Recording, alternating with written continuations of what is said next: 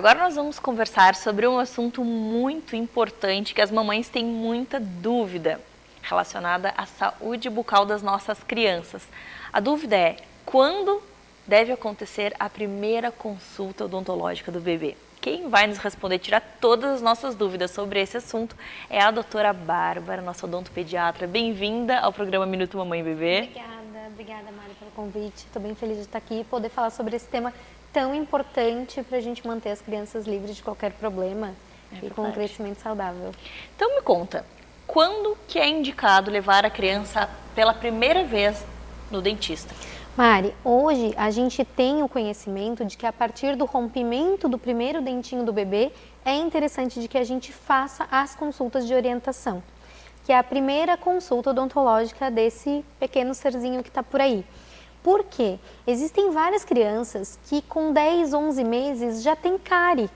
Já recebi no consultório alguns bebezinhos com cárie. Então, os pais estarem bem orientados para saber como cuidar, por que cuidar, o que eles precisam estar atentos, é muito importante para que esse bebezinho não venha a ter nenhum problema de saúde bucal.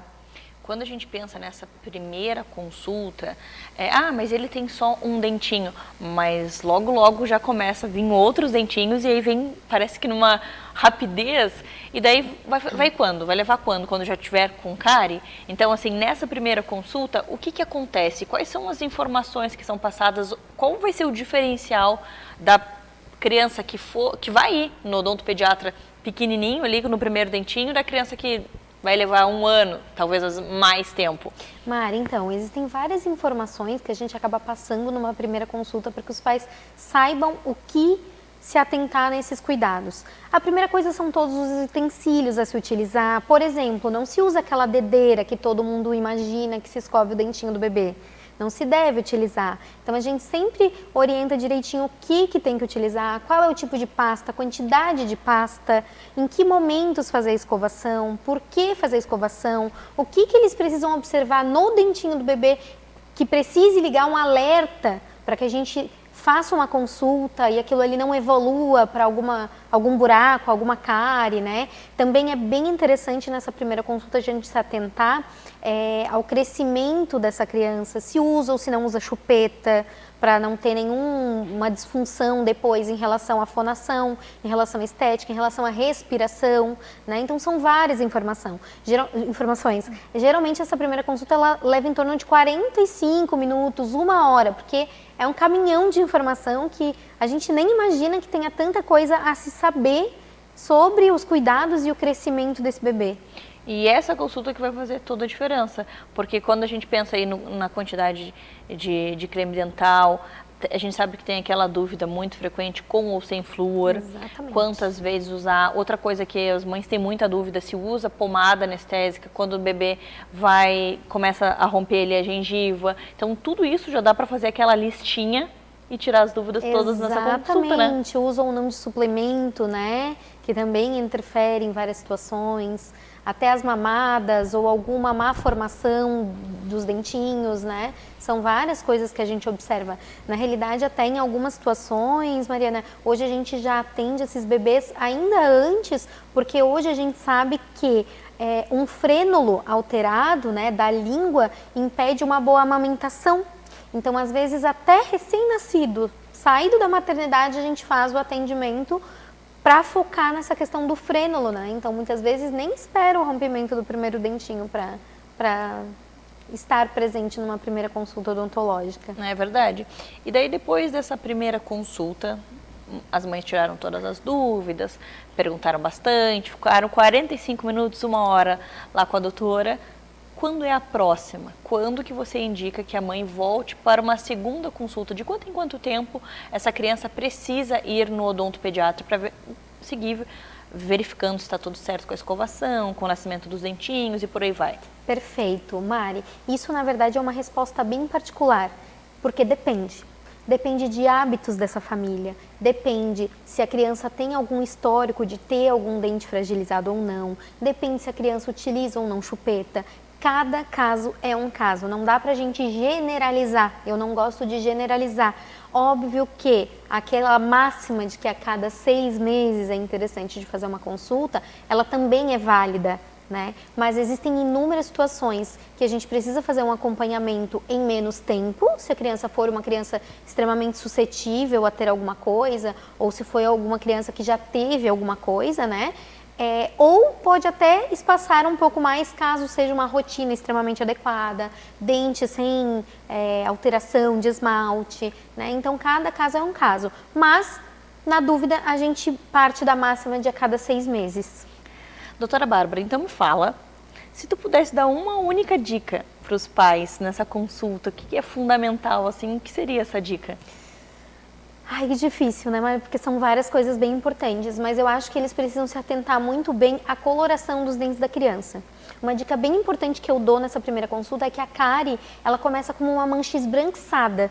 Todo mundo acha que o pretinho no dente que é a cárie, ponto preto. Mas ela começa esbranquiçada. Então, se observar alguma coisa nesse sentido no dentinho da criança, corre para consulta para a gente observar se é isso ou se não é nada, que a gente pode ficar tranquilo. Olha só que interessante, porque muitas pessoas, realmente, como você falou, esperam aquele pontinho preto, então é bom a gente ficar alerta que não é o pontinho preto que vem, é uma manchinha esbranquiçada. Por isso, a importância de ir com frequência no odontopediatra, e até os adultos também devemos frequentar um dentista, porque a gente sabe, né, tudo que é descoberto no começo, quando a gente vai tratar, o resultado também é mais rápido. Com certeza. E lidando com crianças, né, Mari, a gente consegue fazer algum tratamento que não seja tão invasivo. E a gente sabe que ir ao consultório odontológico não é algo extremamente confortável quando tem necessidade de anestesia e tudo mais. Envolve dor, né? Exatamente. Então a gente precisa prezar não só pela prevenção, mas por um crescimento sem medo, sem ansiedade para essa entidade que é a odontologia, sabe? Eu acho importante a gente falar também que quanto mais cedo a criança vai no dentista e ela já cria esse vínculo, não tem traumas, e a criança não vai se tornar um adulto com pânico, porque a gente vê muitos adultos, nossa, aquele barulhinho de dentista, eu tenho um pavor de dentista, porque daí já envolveu dor, já envolveu uma pessoa que não foi com frequência no dentista. Então, a gente deixar esse legado para as nossas crianças, de que sim, a gente vai a cada 6 meses, quando necessário a gente vai antes, a gente começa desde cedo, a gente evita, tem a prevenção. Exatamente. Daí a gente não vai ter adultos com problemas bucais, né? E nem com medo, né? É verdade. E nem com medo. Eu adorei o nosso bate-papo. Muito obrigada por dividir conosco tanto conhecimento, tantas informações. Eu que agradeço, Mari. E se você ficou com alguma dúvida, se tem algum assunto aí que a gente não abordou e que você quer saber, você entra no Instagram do Minuto Mamãe Bebê, procura a doutora Bárbara lá e chama ela, conversa já direto com ela, já agenda a consulta, coloca a consulta em dia aí na sua casa. Eu tenho certeza que você vai gostar muito do trabalho dela. Muito obrigada e até a próxima. Até, que agradeço.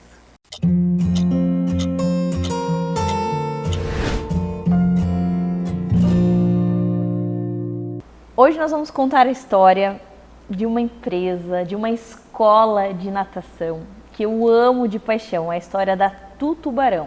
Eu vivo toda sexta-feira a energia de lá e sou suspeita para falar. E trouxe aqui a Eli, que vai nos contar com mais propriedade sobre a Tutubarão, como que ela surgiu e também, obviamente, vamos falar sobre os benefícios da natação para as nossas crianças e também adolescentes, adultos e idosos. Eli, bem-vindo ao nosso programa, coisa boa ter você aqui comigo. Nossa, muito bom, prazer estar aqui, poder contar um pouquinho da nossa história, né, para o pessoal que está aí nos assistindo. Então, quero saber como que começou. Quando que começou a Tutubarão? Como é que surgiu esse nome? Quem que inventou a Tutubarão? Conta tudo para nós. Dona Naida, minha mãe, né, digo que é uma mulher à frente do tempo dela, foi professora de natação no Rio Grande do Sul, em Porto Alegre, numa das primeiras escolas de natação, lá na década de 70, né? E meu pai de Garopaba, se conheceram no Rio Grande do Sul e vieram para São José, especificamente. Meu pai foi caminhoneiro, minha mãe professora de educação física na rede pública, e lá pelas tantas meu pai vende o caminhão e chega em casa, comprei uma piscina. Essa piscina, ela é colocada atrás da nossa casa, na mesma rua onde é a Tutubarão hoje, uma piscina menor. E E de lá começa essa construção. Então a Tutubarão completa 36 anos, né? 1988, é toda essa historinha. Meu pai vai buscar conhecimento, informação, então, né, deixa de ser caminhoneiro e vai ser empresário, professor de natação e vira o tio Hélio da Tutubarão. Hoje a gente tem aí a terceira geração, né, voltando, os netos dos nossos alunos hoje fazem natação com a gente, então tem toda uma relação aí com o tio Hélio. Minha mãe continua, né, dando aula, depois se afasta um pouquinho, se apaixona pelo triatlon. E hoje eu junto com a minha irmã, né, assumimos o negócio da família com esse mesmo DNA, é uma empresa familiar, uma escola de natação. O nome vem de um desenho animado, o pessoal mais novo talvez não vá lembrar, mas tem um desenho animado que chamava Tutubarão. Era um tubarão amigo da criançada, e de lá veio o nome. Na mesma época que surge a Tutubarão, as escolas de natação da região tinham nomes parecidos. Na época tinha Peixinho Azul, surge a Tutubarão, tinha Baleia Azul, então esses eram os nomes das escolas de natação lá, né, há 36 anos atrás. Pensamos várias vezes, né, em trocar, reformular, mas a gente tem toda essa história. E a gente fica muito feliz quando os nossos alunos de bastante tempo retornam. Essa semana, inclusive, recebi alunos que começaram comigo com 5, 6 anos e hoje têm mais de 30 anos, né? E que tem ali um espaço que foi positivo, que foi legal, que faz sentido e hoje, buscando aí saúde e qualidade de vida, retornam para Tutubarão. Que legal. E assim, eu queria entender um pouquinho sobre a natação e sobre os benefícios da natação para as crianças. E quando a gente pensa nas crianças, quando uma criança já pode entrar na natação? Com que idade é indicada a criança começar esse processo aí de ir se acostumando com a água? E como é que são esses primeiros anos na natação com os pequenos? Conta para nós. Então, água é a nossa vida, né? E sou muito feliz de dizer que a natação é uma das poucas modalidades esportivas ou até atividades que a gente pode fazer desde bebezinho e que não tem aí, né, uma data final. A gente tem o grande exemplo de Maria Lenk. Maria Lenk foi a primeira brasileira a participar de uns Jogos Olímpicos e ela morreu aos 90 e tantos anos praticando natação.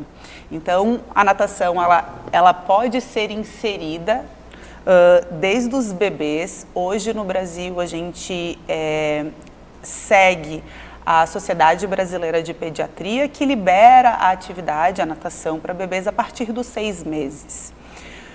Porque ali o bebê já teve, né, as principais vacinas, já está com o seu sistema, principalmente imunológico, um pouquinho mais fortalecido.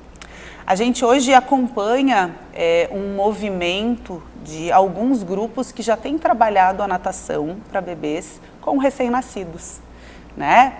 Lógico, o ambiente precisa estar propício, adaptado, um profissional precisa ser especializado e saber o que está fazendo, mas então a gente desde a mais tenra idade, desde, né, dos bebezinhos, eles podem ser inseridos. E logicamente que nesse primeiro momento, ninguém vai ensinar o bebê a nadar, né? O objetivo não é esse, mas de proporcionar uma estimulação motora dentro do ambiente aquático. Eu costumo dizer que todos os bebês têm atração natural pela água, salvo raras exceções, né? Bebê não tem medo de água, bebê não tem receio, geralmente é um ambiente muito atrativo e que ele gosta, né? O paralelo a gente faz em casa a hora do banho, geralmente a hora do banho é a hora da alegria, a hora da bagunça, e é isso que a gente coloca nas nossas aulas de bebê. Então a gente tem a possibilidade de trabalhar a estimulação motora, bem como a socialização para alguns bebês, para algumas famílias, é um momento de interação, de trocas, né? As mães muitas vezes vão conversar, vão trocar, né, as suas ansiedades e ver que outras mães de bebês na mesma fase estão passando pelas mesmas situações.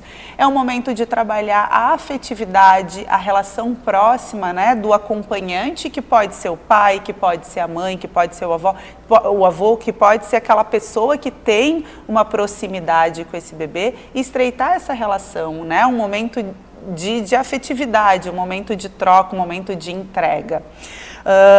Bem como a gente começa já a inserir essa adaptação ao meio líquido, buscando a sobrevivência, né, o autossalvamento, pensando na segurança aquática.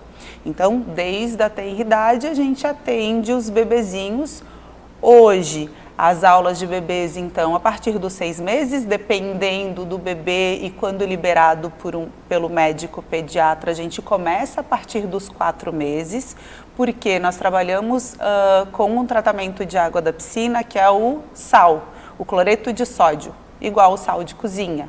E esse é o que a gente utiliza na água, e esse cloreto de sódio é transformado num cloro, que vai esterilizar a água, só que de uma fonte natural.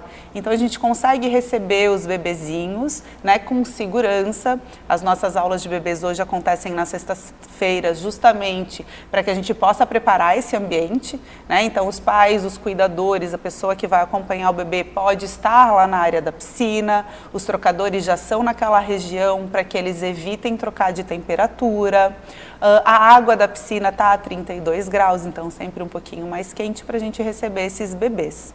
E aí, a partir das aulas de bebês, a gente tem os outros níveis. Hoje, na Tutubarão, a gente é credenciado da metodologia Gustavo Borges, em que toda a vida esportiva ou o desenvolver da criança, ou desde o bebê até a infância na natação, ele é norteado pela educação através da natação. Então não é só a natação. Lá a gente divide as crianças por nível, esses níveis eles têm a ver com a idade e com a prontidão, bem como o nível de habilidade aquática daquela criança. E aí, então, a partir dos bebês, em que nós temos 3 turminhas ali que estão divididas por idade, a gente tem as turmas de adaptação a partir dos 3 anos, depois a turminha de iniciação, que é onde as crianças, de fato, passam grande parte do momento dela de aprendizagem, e ali elas vão conhecer os nados, ali elas se tornam, de fato, autônomas na piscina. E depois a gente entra nos níveis de aperfeiçoamento. Nossa, sensacional!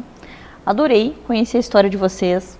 Eu quero entender um pouco mais sobre os níveis, sobre os benefícios, mas isso a gente conversa na nossa próxima entrevista. E eu espero que você tenha gostado também. E se você se interessou pelo assunto, busca lá no Instagram Tutubarão e conheça de perto essa escola familiar, fantástica, com uma metodologia top. Obrigada, Eli, até a próxima!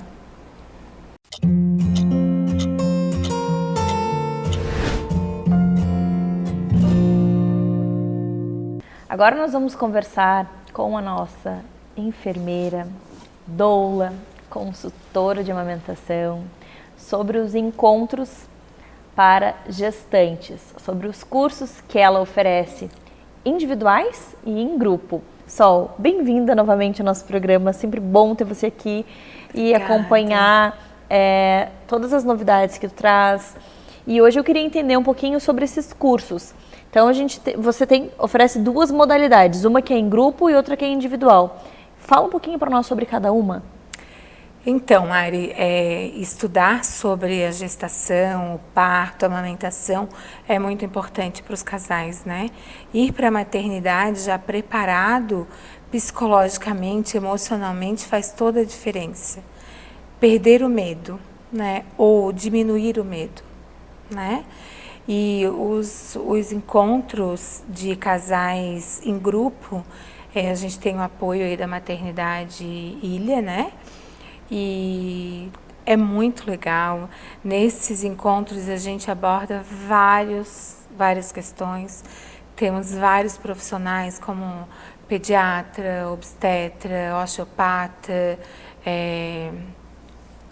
eu como enfermeira, consultora de aleitamento materno, doula, enfermeira obstétrica, tenho a minha filha como doula e vários, assim, agora nutricionista. Bem completo. Bem Aquela completo. equipe multidisciplinar que a gente fala que muito. a gestante e o bebê precisam, né, Sol? Muito, muito. E nessas abordagens é muito legal porque também tem muita troca, sabe? Tem casais que estão grávidos de 12 semanas e tem casais que estão quase ganhando. Então tem muita troca, uma dinâmica muito legal, as dinâmicas de casais, sabe? E é o dia inteiro. É uma imersão. É o dia inteiro e já houve oportunidade de a gente discutir sobre isso. Vamos fazer em 4 horas. Não tem como. É muito assunto. Não né? tem como Ainda fazer mais em 4 vários horas. profissionais. Não tem como fazer em 4 horas porque é muita abordagem, é muito assunto, são muitas dúvidas que a gente tira ali. É verdade. E os cursos individuais, esses sim são menores, porque aí é comigo e com a Luadine, né? Com a minha filha. E esse a gente é também muito legal, porque a gente trata de todo o contexto, assim. O preparo emocional para todo o trabalho de parto, os cuidados com a RN, o banho humanizado, a amamentação, o preparo dessa mama já na gestação, para que quando o bebê nasça, essa mãe já esteja preparada e essa mama também esteja preparada. Então, os encontros individuais, eles são de menor tempo, né, mas também muito aproveitado. Diferente dos encontros com vários profissionais. Então, não tem como o encontro com vários profissionais serem 4 horas, se o encontro individual não é menos que 2 horas e meia, 3 horas, entende? Sim. Então, eu sempre falo que quando eu vou sozinha ainda demora mais, né?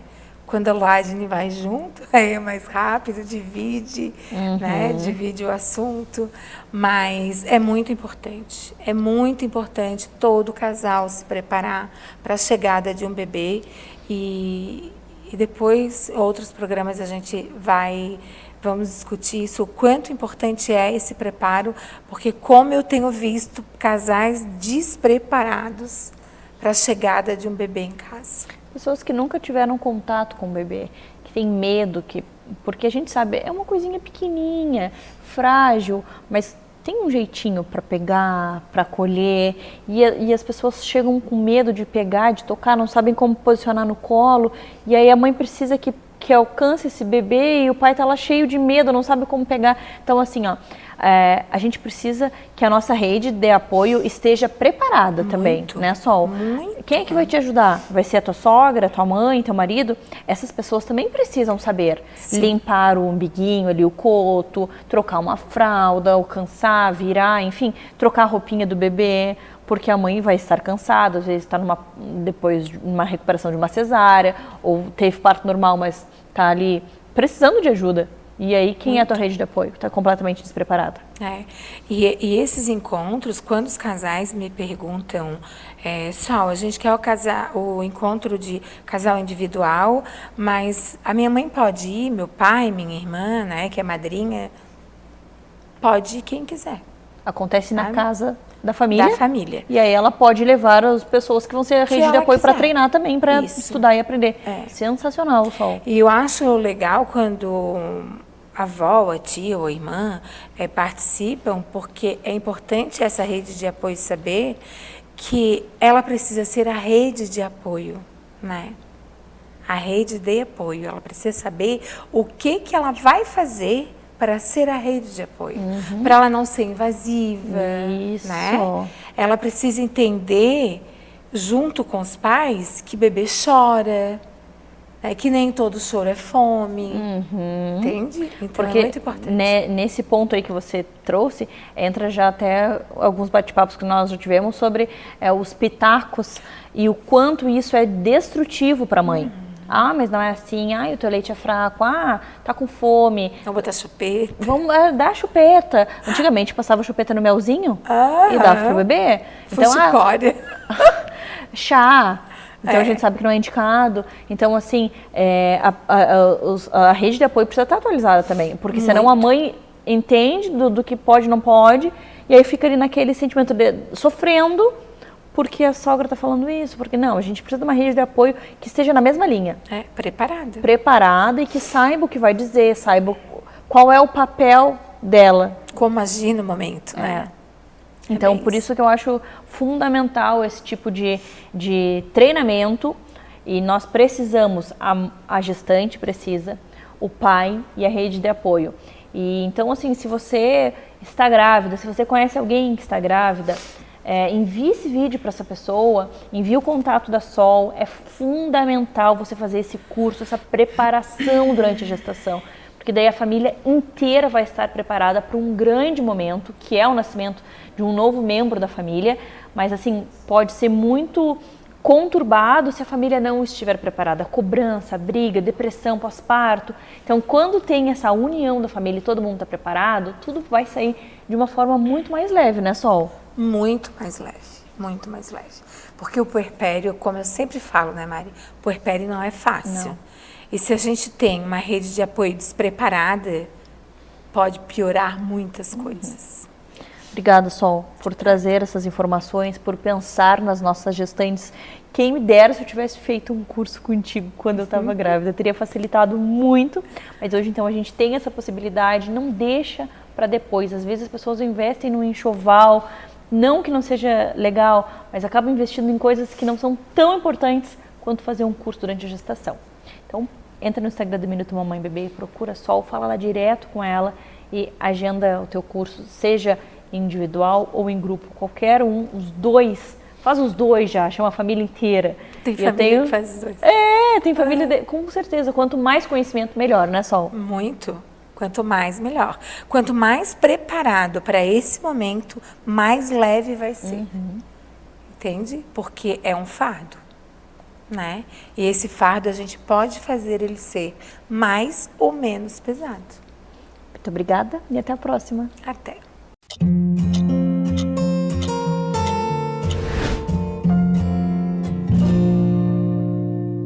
Agora nós vamos conversar com o nosso neuropsicopedagogo sobre diagnósticos que são dados quando já passa do tempo, um diagnóstico tardio. O que isso pode acarretar na vida de uma pessoa que tem um diagnóstico tardio? Léo, bem-vindo novamente. Obrigado, Mariana. Olá, pessoal, boa tarde. Bom, a questão do diagnóstico tardio ela é uma questão complicada porque, assim, o crescimento neurocientífico, eu já falei isso aqui, ele cresceu muito nos últimos 20 anos. Eu estou com 42 anos e quando eu era criança, já falei isso aqui também, né? Eu sou hiperativo e isso foi descoberto, eu já tinha mais de 30 anos, mas até as árvores no entorno de casa sabiam qual era. Mas, e o que acontecia? A gente era tratado de outra forma, a gente era tratado como um problema. E o que a gente está vendo hoje? Então, falando de uma forma assim mais voltada pela experiência clínica, normalmente eu venho aqui e falo muito tecnicamente, baseado no conhecimento técnico, e hoje eu vou falar aqui baseado no que eu tenho visto. Eu tenho recebido muitos adultos infelizes, que não se entendem, que têm problemas psiquiátricos, problemas psicológicos, eles não vêm tratar esse problema comigo, mas eu recebo e acolho eles porque a vida inteira o cara se sentiu um problema. Diferente. Diferente, eu não entendo o porquê que eu sou assim. E é muito, ao mesmo tempo é triste, mas é bom a gente fazer parte desse processo que vários pacientes meus falam, é um processo de libertação. Porque a pessoa, não haviam informações antigamente, e hoje em dia muitos pacientes estão chegando e estão se descobrindo, estão se libertando assim. E até uma coisa interessante, a gente está descobrindo muitos pacientes porque os filhos chegam, como hoje há um maior conhecimento, as escolas, os médicos, chegam, essa criança tem tal característica e precisa ser avaliada. E aí o pai pensa assim, poxa, mas são as mesmas, então eu também tenho. Eu também era assim.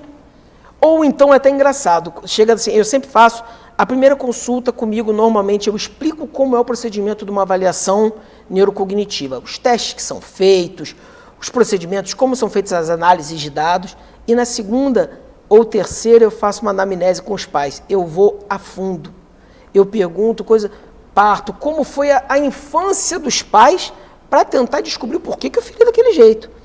E aí a gente vai vendo que o pai era assim, o avô era assim, que existem vários casos na família assim. E sabe o que eu penso, Léo? Que muitas pessoas, elas não conseguem um trabalho, elas não conseguem se relacionar, elas não conseguem passar num concurso público, elas não conseguem criar uma empresa, enfim, porque elas têm necessidades que não são atendidas. Essa questão ele é diferente, mas o que ele é diferente? O que ele tem? Às vezes ele não consegue se concentrar, como que ele vai estudar? Como que ele vai fazer uma prova? Como que ele vai entrar na faculdade? Então, assim, a gente fica pensando que ele vai se adaptar, ele vai dar um jeito, mas isso pode acarretar e muito no futuro dessa pessoa. Pode. Sabe o que é você receber paciente de 30 anos que não tem um amigo, um colega, às vezes tem os pais já falecidos, os pais moram longe, e a rede de apoio dele é zero, se ele amanhã ficar doente? Gente que não para no emprego, mas olha só, o empregador tem que dar o emprego para o coitado porque ele é hiperativo e ele não consegue controlar a inibição, então ele acaba se colocando de forma inoportuna. Não. Essa pessoa precisa do tratamento. Só que antes não se tinha. Hoje nós estamos descobrindo como ajudar essas pessoas. Só que vídeos como esse têm que chegar nessas pessoas, para que as pessoas procurem. Assim, mas então todo mundo que não conseguiu alguma coisa tem um problema. Não, não é assim. Mas vários casos sim. Os ambientes têm que não se moldar totalmente, mas têm que oportunizar para pessoas neurodivergentes. Mas os neurodivergentes também têm que entender que são neurodivergentes para procurar as formas corretas de tratamento. Eu não posso exigir que os meus pacientes, os pais dos meus pacientes, porque eu sou hiperativo do tipo impulsivo, aturem eu falar alguma coisa que seja inoportuna. Não é isso. Mas eu, hoje, estou em tratamento para que eu não faça. E isso é o mais importante. Eu recebo pacientes às vezes que não conseguem desenvolver no trabalho. Eu já recebi paciente concursado que vira assim, eu tenho uma estabilidade, mas eu estou extremamente ansioso, eu estou deprimido. Por quê? Porque eu, apesar de saber que eu não vou ser demitido, eu não consigo me desenvolver no trabalho. Eu tenho outros que não conseguem desenvolver no estudo. E essa pessoa está extremamente frustrada. Então, de certa forma, isso aqui acaba sendo um alerta e um chamado para que as pessoas procurem se entender. E para que, principalmente, elas entendam, através disso, que as novas gerações também têm os mesmos problemas. Eu recebo crianças que os pais não compreendem que o filho não é somente um bagunceiro, imaturo, irresponsável, não, que a criança tem um problema. Eu recebo pacientes de 18 anos, 20 anos, com autismo, que os pais não notaram antes, porque não tiveram acesso a essa informação. Então é importante que haja um esforço, tá, para que as pessoas procurem entender quando o comportamento ele está fora do padrão. Vamos pensar, por que ele está fora do padrão? Tudo tem um porquê. Esse porquê pode envolver má vontade, mas pode envolver problemas de origem emocional, problemas de origem cognitiva, problemas de origem sensorial e várias outras coisas. Então, vamos mudar a nossa forma de abordar para que a gente possa descobrir como ajudar essas pessoas mais velhas que não tiveram os seus laudos corretos na época e para que a gente possa pegar as novas gerações e realmente oportunizar para que eles cresçam e que eles não sejam vistos como a minha geração e a sua foram vistas. Verdade. E que a gente tenha com isso uma sociedade mais equilibrada, porque a gente fala muito em a sociedade ser igual para todo mundo, ser igual para todo mundo. Esse também é um pessoal que precisa ser enxergado. A nova geração que está sendo vista com um olhar melhor, mas a antiga geração que não teve essa oportunidade. Léo, obrigada pelas informações e até a próxima. Beleza, até a próxima, Mariana. Pessoal, até a próxima. Obrigado.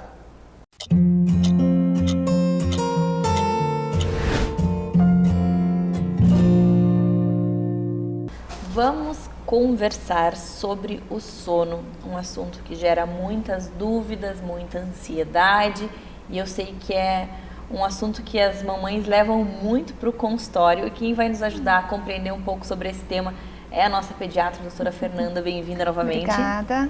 Fê, mamães chegam desesperadas no consultório falando sobre o sono. O que você pode nos falar sobre esse assunto? Sono é a principal queixa que eu escuto. 2 dicas. Sono de criança é diferente de sono de adulto, e uma criança dormir bem não é sinônimo da criança dormir a noite inteira. Crianças despertam de noite. Olha só, já começa por aí. Já começa por aí. Para baixar a expectativa, vir para a realidade, que criança acorda de madrugada. Eu sempre falo, quando a mulher está grávida, que ela se prepare para essa questão da privação do nosso sono, porque as crianças, elas despertam. E por que acontece esse despertar? E o que é um sono saudável? Um sono saudável é a criança acordar bem, né? Que ela se desenvolva, que cresça adequadamente, porque um sono não adequado vai estourar na estatura da criança, ela não vai crescer direito. Em relação aos despertares, depende muito da idade de cada criança. Por exemplo, um recém-nascido, ele não faz, o ciclo dele não é de 24 horas no dia. Os ciclos de recém-nascido, até 28 dias de vida, é a cada 3 horas. Então é ciclo sono, vigília bem curtinho. Dorme 2, 3 horas, fica uns 40 minutinhos acordado, dorme mais um pouco. Então, na verdade, não são despertares, é realmente a criança acordando, é o ciclo de sono dela. Crianças mais velhas, então. Sono, excesso de sono, sabe quando a criança está com muito, assim, tá no final do dia, tá baixando o farolzinho, do nada a criança acumula cortisol e começa a correr por tudo, e tende a não ser uma noite muito boa. Nascimento de dentes, criança vai ficar doente, doente sempre atrapalha sono, né? Criança doente não tem. Aprender uma habilidade nova, toda vez que a criança aprende uma habilidade nova, ela tende a despertar mais vezes para treinar de madrugada, né? A introdução alimentar, nascimento dos dentes, ver se o quarto não está muito quente, se a criança não está com frio, se a criança não está com fome. E lembrar também que, assim, ela vai despertar, mas nem sempre ela vai acordar a ponto de precisar intervir no sono dela. Então dá para, às vezes, assim, ela resmungou, espera. Transição de ciclo de sono vai de 5 minutos, 10 minutos. Tá ali resmungando, deixa ela lá. Ela tende a dormir de novo. Olha só. E quando a gente pensa nessa parte de janela de sono, a gente sabe que tem várias tabelas que indicam para cada faixa etária uma quantidade de horas X que a criança e o bebê precisam dormir. Só que a gente também tem que lembrar que as crianças não são robôs. Então a gente tem aí os marcos de desenvolvimento, a gente tem aí tudo que nos ajuda, mas também a gente não pode ficar bitolado e preocupado quando não faz exatamente como está escrito no papel, na literatura, né? Exatamente. Eu sempre falo assim, não se apegar a tabelas, seja para sono, seja para saltos de desenvolvimento. Se apegue aos sinais que a criança apresenta. É ela quem vai dizer a hora que ela está com sono, a hora que ela tem que dormir.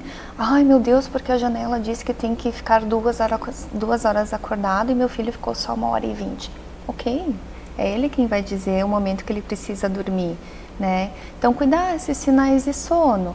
A criança fica um pouco, mais acordadinha, ela começa a relaxar um pouquinho, fica com o olhinho mais baixo, a sobrancelha vermelha, começa a bocejar, botar a mãozinha na orelha. Então é o momento de parar as atividades, parar os estímulos, acolher essa criança e levar a dormir. Mas não se apegar a tabelas, não se apegar a horários, se apegue aos sinais que o seu filho apresenta. Quando a gente pensa também na parte da higiene do sono, o que seria isso também? Acho que envolve a rotina. E a gente sabe que rotina para todo mundo é excelente. Quando a gente pensa nas crianças, é fundamental, né, Fê? Exatamente. Criança ama rotina, principalmente na hora de dormir. E bebezinho pequeno, se tu parar para pensar, eles não sabem olhar as horas. Então o bebê não sabe, agora eu vou almoçar, agora eu vou mamar, agora eu vou dormir, agora eu vou brincar, agora eu vou tomar banho, agora eu vou dormir. Então ter a rotina não significa horário, mas rotina é fazer todos os dias na mesma sequência. Porque isso vai ativando gatilhos na criança. Eu sei que depois disso eu vou fazer isso, e depois isso, e agora eu vou dormir. Aí a criança não fica estressada por não saber o que vai acontecer em sequência. A higiene do sono é realmente limpar o ambiente, digamos assim. Então chegou mais no final da tarde, viu que a criança está ficando um pouquinho mais, baixando o farol, ficando mais quietinha, reduz as luzes da casa. O ideal é que não tenha telas, nem um pouco nesse momento, né, que só vai, inclusive, piorar muito o sono da criança. Aí entra no ritual do sono. Meu ritual é ela jantar, tomar banho, vai para o quarto, lê um livrinho, reza, dorme. E todos os dias essa mesma sequência. Isso é o ritual do sono e a higiene do sono. E isso, ao longo dos dias, dos meses, a criança se acostuma e aí vem o sono a noite inteira que os pais tanto sonham, né? Isso, exatamente. Isso é uma rotina que tu vai criando. Assim como a criança aprendeu a mamar, teve que aprender a caminhar, engatinhar, a falar, a criança tem que aprender a dormir. O dormir não é instintivo, a criança não nasce sabendo dormir. Os pais têm que ensinar a criança a dormir. E aí tu fazendo todos os dias a mesma sequência, sim, essa criança tende a dormir a noite inteira mais tarde. Mas isso é com muitos meses, não é logo no início. Às vezes a criança vai dormir a noite inteira depois de 1 ano, depois de 2 anos, né? Depende muito de cada criança. Fê, muitas pessoas associam o sono com a mamadeira. Vamos desmamar essa criança e vamos dar uma mamadeira que daí ela vai dormir a noite inteira. Isso é mito? É verdade? A gente tem que avaliar, será que essa criança realmente, daí tem que ver se ela não está com fome, como é que é a alimentação durante o dia, será que a gente não pode acrescentar uma refeição antes de dormir, uma ceia, porque se a criança realmente tem fome, ela vai mamar a noite inteira, vai mamar todo o conteúdo, e quando for mamar no seio, vai fazer uma mamada efetiva, não assim, pegou e dormiu. Isso é associação, mas, por exemplo, não é obrigatório a criança mamar de noite, depois de certa idade.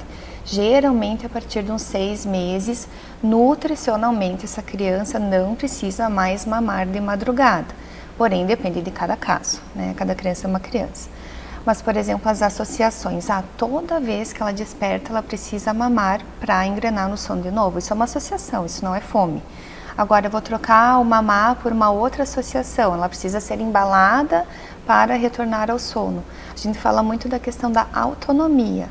Por exemplo, a gente quando acorda de madrugada, o que a gente faz? A gente vira para o outro lado e dorme. É isso que a gente tem que ensinar para as crianças. Que ninguém vai lá, pega a gente, embala, dá mamar e faz a gente voltar a dormir. Então é isso que a criança tem que aprender no decorrer do tempo também. Que ela desperta, ela vai despertar, mas que ela pode fechar o olhinho e dormir de novo. Ela não precisa mamar, ela não precisa ser embalada, ela não precisa de uma associação aí para engrenar no sono. Perfeito, adorei. Obrigada pelas informações e até a próxima. Obrigada.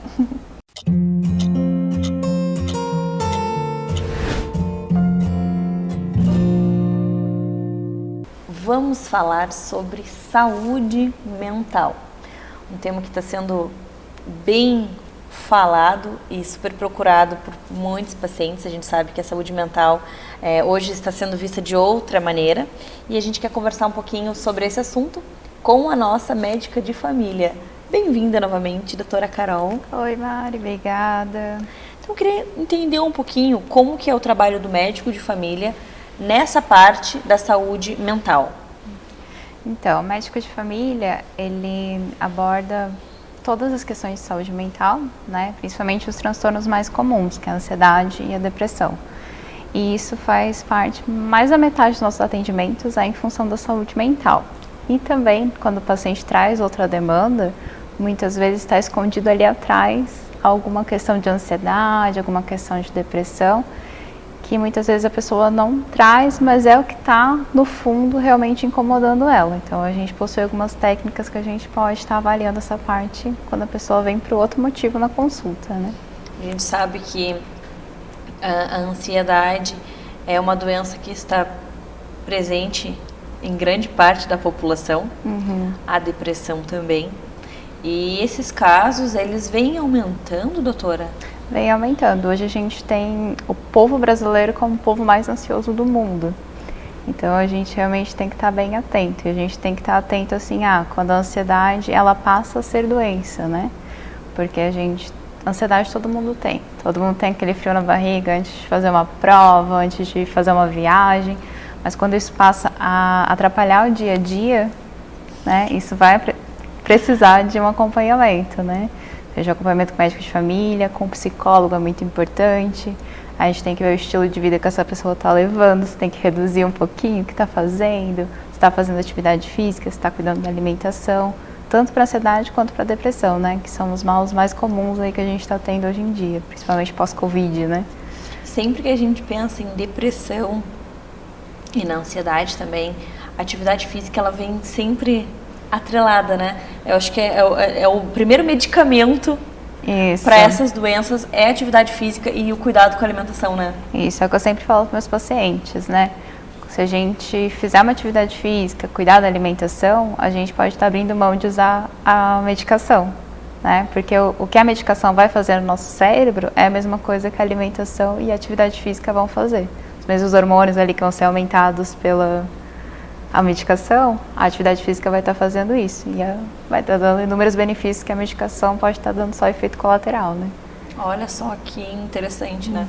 Porque a gente sabe que o corpo, ele produz vários hormônios. E dependendo do que a gente está fazendo na nossa atividade, trabalhando muito, se exercitando, comendo bem, comendo mal, determinados hormônios serão produzidos em maior quantidade conforme aquilo que a gente está fazendo.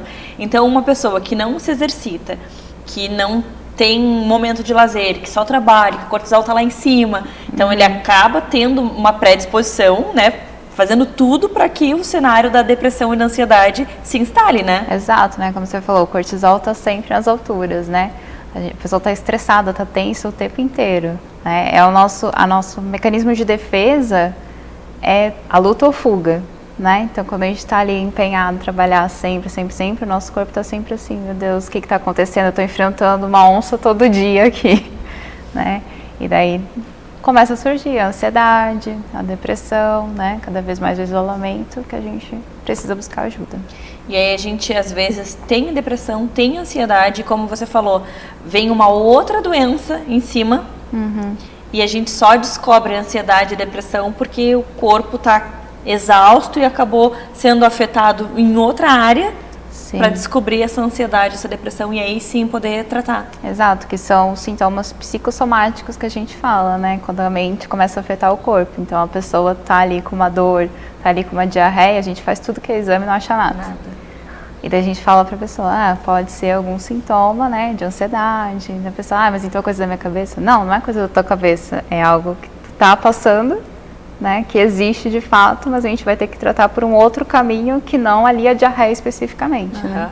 E existe um preconceito com a ansiedade. É coisa da tua cabeça, é coisa de desocupado. Exato. Né? Sempre falam que não tem o que fazer, dá uma pia de louça para a pessoa lavar, que a ansiedade, a depressão vai embora. A depressão é falta do que fazer. Só que isso, tem pessoas que fazem muito e são depressivas. Exato, pessoas que têm tudo, né, para não ser depressiva, mas mesmo assim ainda tem ali porque está gastando uma parte que não deveria estar gastando, digamos assim, né. E essa questão que você falou, a gente tem muito estigma em cima das doenças de saúde mental, né? Sim. Ninguém pergunta assim, por que você está fazendo tratamento para diabetes, né? Mas pergunta por que você está fazendo tratamento para ansiedade. Exatamente. Né? E são doenças crônicas igual. E a gente sabe também quando envolve o puerpério. essa fase também é uma fase bem delicada para as mães, né? E a gente sabe que acontece bastante essa questão de depressão pós-parto, né? E aí o médico de família também pode atender essa puérpera? Também pode atender, né? E essa questão da puérpera, se sentir, começar a desenvolver a depressão pós-parto, né? Vem com estigma pior ainda, porque daí a mãe começa a se questionar, poxa, por que eu tô depressiva, tendo que cuidar do meu filho, a sociedade vai me julgar, né? Eu tenho um filho perfeito, Exato. Nasceu saudável, não tem nenhuma doença, nenhuma síndrome e eu tô aqui depressiva. Exato. E o médico de família pode estar acolhendo sua gestante também, né? Acho que o principal papel do médico de família, né? A gente prescreve, a gente vai orientar tudo que tem que fazer, né? Mas a escuta, porque às vezes a puérpera principalmente está precisando de alguém ali para ser os ouvidos para ela. E quando esse ouvido do médico de família não é suficiente e precisa da terapia? Aí a gente faz o encaminhamento conjunto, né? Mas como eu digo, eu nunca vou encaminhar meu paciente nunca mais ver. Eu vou ficar ali, e aí, tá funcionando bem, deu certo com essa psicóloga, né? Ah, não deu? Então vamos procurar outra, né? Ter aquele acompanhamento, porque muita gente faz terapia, não deu certo da primeira vez, desiste. Mas não dá para desistir, porque tudo envolve vínculo, empatia, né? As relações humanas são complexas, então para você fazer terapia, vai ter essa relação que vai ter que ser atendida, né? Então às vezes na primeira vez não vai ser. Exatamente, às vezes o paciente está indo bem com você, só que daí quando vai para a parte da terapia não dá certo, não bateu, e aí acaba desistindo de tudo e era só um alinhamento, né? Uma troca de terapeuta, no caso, para realmente encontrar ali o tratamento para todas essas questões. Que a gente sabe que é um pilar, né? Então, ali, atividade física, a terapia, a alimentação e, claro, muitas vezes, sim, a medicação, né? Sim. É também importante não ter o preconceito com a medicação, porque às vezes ela vai ser extremamente necessária, porque a pessoa está num momento da vida que não vai conseguir fazer atividade física, não vai conseguir fazer alimentação de imediato, e às vezes está tão lá para baixo que não tem energia para sair da cama, né? E a medicação ajuda a ter esse upzinho, eu sempre falo, né? Vai dar um up, vai ser uma bengalinha até a gente conseguir mudar o que realmente está incomodando, né? As pessoas ficam preocupadas, tarja preta, eu vou ficar viciado. Então, por isso que eu digo assim, a informação, ela é super importante. Porque com informação, todos esses tabus, todas essas crenças, tudo isso que a gente escuta o vizinho falar, a gente não viu. Eu tenho informação de um profissional da área da saúde que me disse que é esse o caminho. E daí a gente não precisa ter medo, porque a gente está acompanhado de alguém que entende, né? Exato. Uma coisa é você tomar a medicação do vizinho, né? Outra coisa é você estar ali acompanhando com um profissional que vai, vamos fazer o desmame certinho para não ter aquela síndrome de abstinência, né? Também não deixar tomando medicamentos que realmente tem risco de vício por muito tempo. Então tem que ser tudo acompanhado. Com certeza, adorei. Obrigada por essas informações e até a próxima. Até a próxima, Mai, sempre um prazer.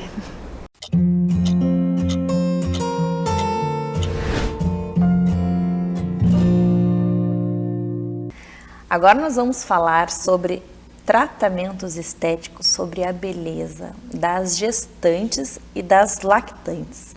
O que as gestantes e as mulheres que estão amamentando podem fazer quando se remete ao universo estético? Quem vai nos ajudar a entender tudo sobre esse assunto é uma especialista em rosto e injetáveis, a doutora Deise Castanha. Bem-vinda ao nosso programa. Obrigada. Muito bom te receber aqui. Então, hoje eu queria entender um pouquinho sobre o que as mulheres que estão gestando podem fazer. Acredito que você vai me dizer uma coisa que eu já imagino nada, mas a gente tem que achar alguma coisinha aí para elas se cuidarem durante a gestação, né? Então, conta para nós.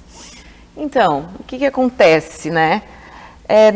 Geralmente, as mães, antes de engravidar, elas já são adeptas aos procedimentos, né?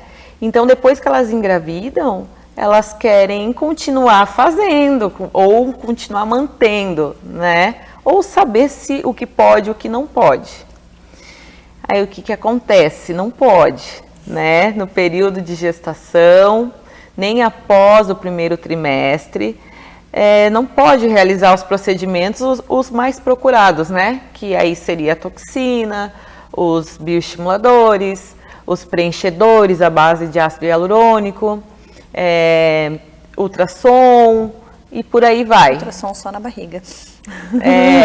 Não, é só para ver como é que Só tá o para ver bebê. como é que tá o bebê, mas rosto, Infelizmente não pode, né, realizar esses procedimentos. E aí o que fica para nós durante a gestação, o que é indicado? Porque assim, a gente sabe que não dá para manter esses cuidados que a gente já tinha antes de ficar grávida, mas aí o que a gente vai fazer? A gente vai abandonar o rosto total, e aí depois nasce o bebê, a gente tá um horror. Não, como é que fica? não. Aí a gente tem que investir nos cremes, nos hidratantes, né? Para manter a pele hidratada, muita água, principalmente. É óbvio que alguns cremes também, sabonetes também, eles têm na composição alguns elementos que também são prejudiciais, né? Mas aí nesse caso é bom a mãe ter o acompanhamento com a sua dermato e ver o que pode, o que não pode. Hoje em dia tem bastante cosméticos, né, específicos para a mãe no período da gestação. Isso é ótimo. E daí ter esse acompanhamento multidisciplinar que a gente fala, com a obstetra, com a dermato junto, e aí a gente saber o que realmente pode, o que não pode, porque muito a gente fala aqui no Minuto Mamãe e Bebê, qualquer coisa que aconteça que deu errado vai se culpar algo. Claro. Então foi aquele creme, então foi isso, foi aquela depilação a laser. Então a gente evita nesse processo, que a gente sabe que é um processo 9 meses, mas passa rápido, a gente vai ter a vida inteira depois para correr atrás, e a gente sabe que depois da amamentação dá para investir legal no rosto. E aí quando a gente pensa na amamentação, é a mesma orientação da gestação ou muda um pouquinho? Não, é a mesma orientação. Também não pode fazer o uso desse tipo de procedimento, né? E por que não pode, né? O que acontece? Tudo que envolve na área da saúde, da medicina, como medicamentos, o que é bom, o que não é, o que pode, o que não pode, os efeitos no nosso corpo, quais são os benefícios e também quais são as suas contraindicações. Esse tipo de informação, ela é através de um estudo, e esse estudo se chama estudo controle. O que acontece? É selecionado um grupo de pessoas que usam a medicação e outro grupo de pessoas que usam um placebo e acham que estão usando a mesma medicação, mas na verdade não. No caso da gestante, o que acontece? Tem a vida de um bebezinho ali envolvido. Então, eticamente, não se pode fazer esse tipo de estudo em gestantes. Ainda mais se for para fins estéticos, né? Então, esse tipo de estudo não pode ser realizado. Então, é por isso que a gestante não pode fazer toxina, não pode fazer preenchedor, não pode fazer bioestimulador, por esses motivos, né? Porque esse estudo, ele ele que traz os resultados mais fidedignos, né? Para a gente poder... Então, hoje a gente entende o porquê da gente ter esse medo e da gente não ter tanta informação do que pode e o que não pode, porque não tem paciente para fazer não o tem estudo. Com certeza. Não tem estudo, né? E quando a gente pensa aí no leite materno, a gente sabe que o leite é feito pelo nosso corpo, então tudo que a gente colocar no corpo vai, então vacina, tanto que sempre falo, né, é uma imunidade para o bebê, porque todas as vacinas, anticorpos da mãe vão passar para o bebê, então se passa as vacinas, qualquer outro procedimento estético que a gente faça também vai passar pelo leite materno para um bebezinho. Sim. Então por isso que segue a mesma orientação da gestação de não fazer nenhum tipo de procedimento, né? Sim. Porque a literatura não traz nada, né? Então, não tendo... Para evitar, né? Não tendo, isso não nos dá a autoridade de executar quaisquer procedimentos na paciente gestante, né? Mas aí a gente sabe que é por um período, e aí depois a gente faz o melhor ali pelo bebê, na gestação, na amamentação, que a gente sabe que é muito importante para o desenvolvimento da criança. Depois a gente tem um longo período aí para correr atrás e ver o que ficou. Com certeza as mamães vão chegar com bastante olheiras, porque a gente sabe que tem toda essa questão da privação do sono, e a amamentação é algo que exige muito da mãe também. mas aí a gente corre atrás, manda os pezinhos de galinha para bem longe, hidrata a pele, enfim, daí tem vários procedimentos que dá para fazer depois, né? Sim, com certeza, tem bastante coisas para dar um up depois no aspecto de cansaço da mamãe, né?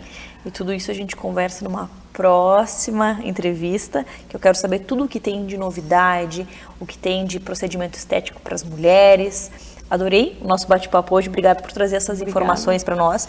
Se você tem alguma dúvida sobre toda essa parte de cuidados, se você é gestante, se você quer conversar um pouquinho mais sobre isso, entra no Instagram da doutora Deise Castanha, conversa lá direto com ela, tira todas as dúvidas. Tenho certeza que ela vai te atender e vai te ajudar a te explicar, para logo você poder ir até ela e dar esse up no rosto que eu estou precisando. Eu vou lá também e vou dividir com vocês os resultados, né, doutora? É isso aí, espero por você. Obrigada e até a próxima. Obrigada até a próxima.